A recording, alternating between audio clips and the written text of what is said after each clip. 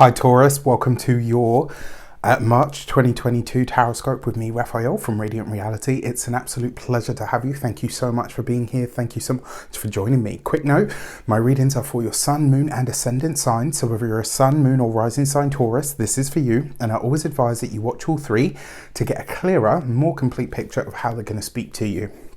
With that said, remember they are general readings. Not everything's going to resonate with everybody, and that's just fine. You should always use your own discernment. Before we start, as always, I would like to bless my decks of cards with all forms of love, light, peace, prosperity and abundance. And I pray that the messages that come through are ultimately clear and concise, and they help you on your path to your highest vibrational good. So for your actions and interactions with the world at large over the course of March, you get... Okay, the Page of Wands, right? So your mind is a lot further afield this month than the immediate, right? I kind of feel like on the sort of, maybe on the home front, I mean, we'll look at home in a second, but I kind of feel like your mind is very much either in the future or on some of your bigger goals or pursuits. This is a very creative energy, and it does suggest that your mind is expanding or reaching further beyond the here and now. And that's how I kind of feel it is. Like you could be in your creative flow, you might be getting messages and downloads. For some of you, this might literally be that you are in communication with another person in some sort of creative mode, which is really exciting. One of the things that I kind of feel from this card though is, and I have to say this, like it just feels really overwhelming. It's like with everything else, you're just going through the motions. Like, yes, I'm here. Yes, I'm working. Yes, I'm eating. Yes, I'm, kiss my partner, look after the kids if I have them, whatever. It's like on the physical level, you're going through the motions because your mind at the moment is doing 10 to the dozen. It's like you've got all these new ideas. You've got all this creative energy that's buzzing around you and in you and through you. And you're feeling this really sort of dynamic push towards the things that you want to do on that sort of creative level. This is really, really exciting. For those of you that have ever wanted to write books or blogs or start to get things out there, this is your moment, right? This is the time where you get started on all of that. It's gonna be a really powerful moment for you.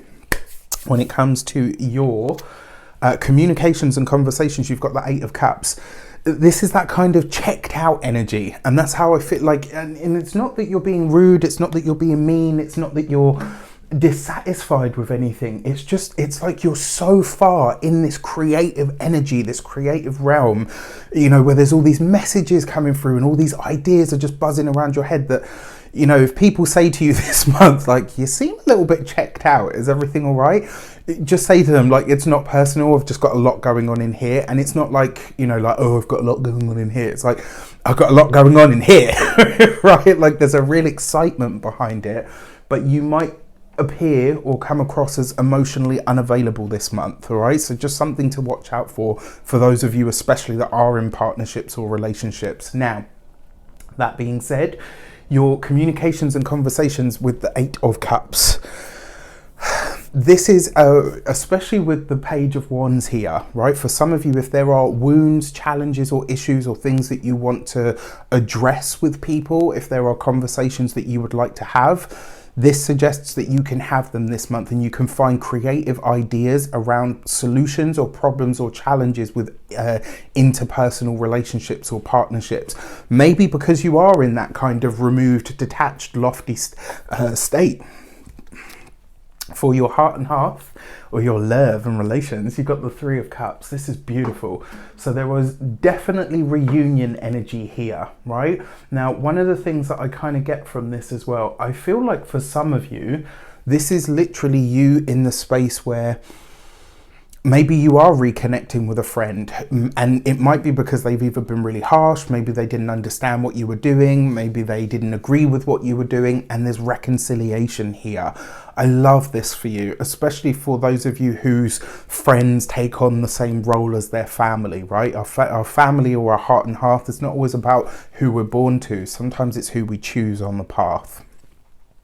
For those of you that are single, there is a lot of fun here. There's a lot of fun, there's a lot of mingling. You know, it's, if I'm honest, with the Eight of Cups in the middle, it's not really long-term stuff, right? But this is sexy, it's flirty, it's banter, it's a lot of fun, it's a lot of enjoyment. And, you know, even if you guys shoot for the stars as a couple and you only remain friends, look at that, right? You still hit something pretty decent. When it comes to those of you that are partnered, married, or in long-term commitments, this is just getting back to the fun, right? And like I said, you might feel like you're kind of here but not here. Maybe you feel like you're going through the motions, and maybe a partner does say to you, look, you know, you seem a little bit checked out. And at that point, that's your cue to switch on the fun. That's your cue to bring back the enjoyment, to get back to the banter and say, okay, how do I bring more balance to this? All right, I'm in this creative realm, and you know, maybe you're getting creative with your partner. I will say no more on that front, but it's a lot of fun, right? Your relationships and your interpersonal ties and connections really have a chance to be shined and buffed and sparkled up, right? And for those of you that are guys amongst us, I know I've got plenty of my Taurian guys out there, and you guys know I love you just the same. This could really be a time for you to reconnect to your, you know, to your significant other in a way that is just more fun, is a lot lighter hearted, right? This is a month of elevation, I feel, for a lot of you, which is great. When it comes to your money and your materials, you have the Six of Wands, right? Look at this, especially with the Three of Cups. This is old offers or opportunities that come back into the fold. Maybe ones that come through significant others, partners, or interpersonal connections. Money is good this month. That Six of Wands bodes very well for your finances, especially where you are starting to get yourself out there more, where you're maybe starting to do more marketing, where you're starting to share more of what you do with the world, or maybe even go after things that you wouldn't usually go for. And what I like about this is it's like you've got the backing of your people, right? Like this month you'll notice you've got a lot of cheerleader energy around you, which is phenomenal, right? That's what we want. It's what we need. When it comes to your health and vitality, Six of Wands is a great card, especially for picking up steam on what you're already doing. So if you are just getting back into workouts, if you are, like for some of you that have been working out consistently and you've probably maybe seen slow results, this month you're going to be like, well, what was the fucking hold up then?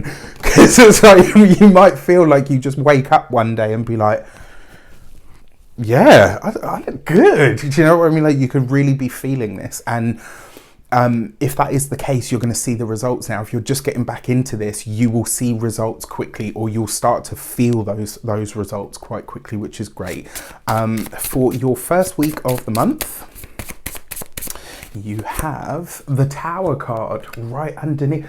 So this usually, when the Tower card shows up with cards of creativity, it's an idea that comes in fully downloaded, fully formed, fully fledged.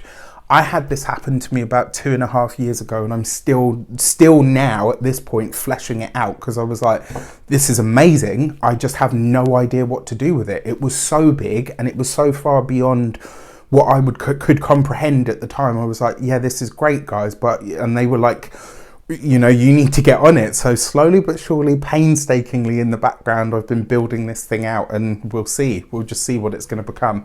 This first week of the month could really see you tapping into, and I wonder if this is because the sun is going to trine the south node, but it's also coming into a sextile with Uranus that's moving through your sign.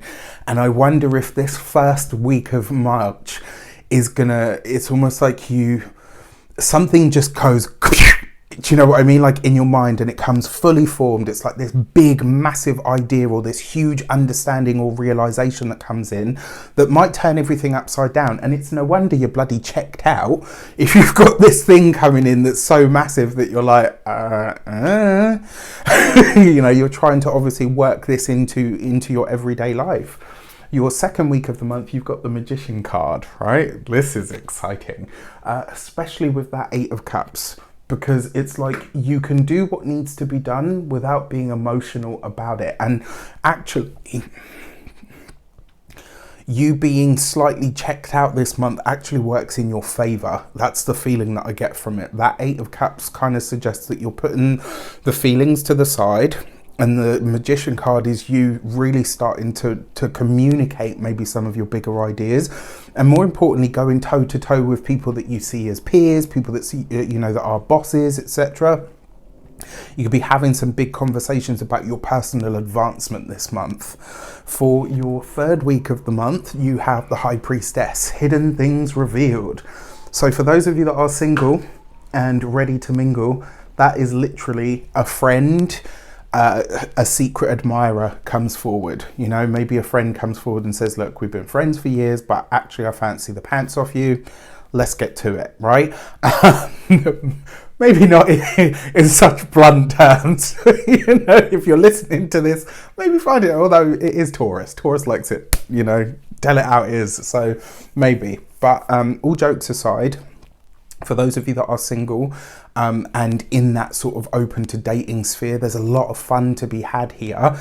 And I do feel like this is a secret admirer. It's someone stepping forward to say to you, look, you know what, I really like you. For those of you that are partnered, married, or in long-term commitments, this is your partner surprising you with something that is going to absolutely blow your socks off. Especially because of the mix of cards here. I really, really like this for you.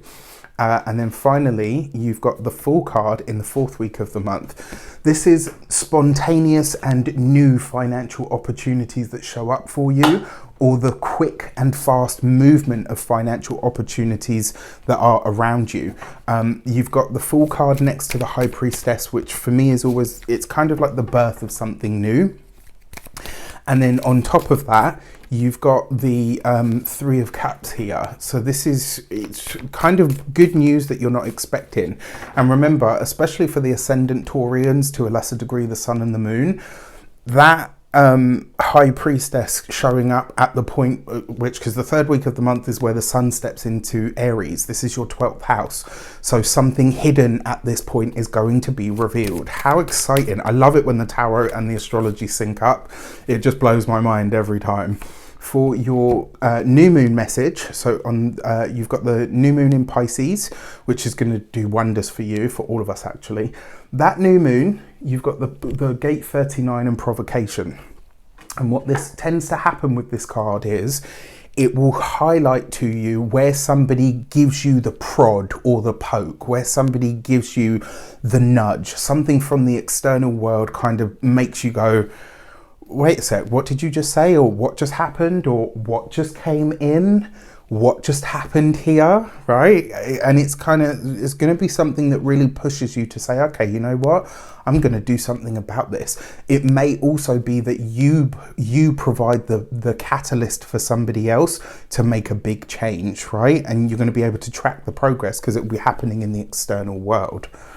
For your full moon message, full moon in Virgo, which is trine energy to your sun, moon, or ascendant, whichever one you're watching for. You've got the gate 37 and sweetness. Now, this card for me is always about family, you know, and like I said, family is not always the people that we're born to. Sometimes it's the people that we choose. That full moon in Virgo would be a really good time to spend time with friends, to spend time with family, to spend time with people that take you out of your current understanding of life, right? That full moon is going to really highlight what your best and brightest and most wonderful connections are. So all in all, I think this is going to be a fantastic month for you guys. Let me know in the comments how it shapes up. I wish you an abundance of all of that good stuff. Take care, and I'll see you soon.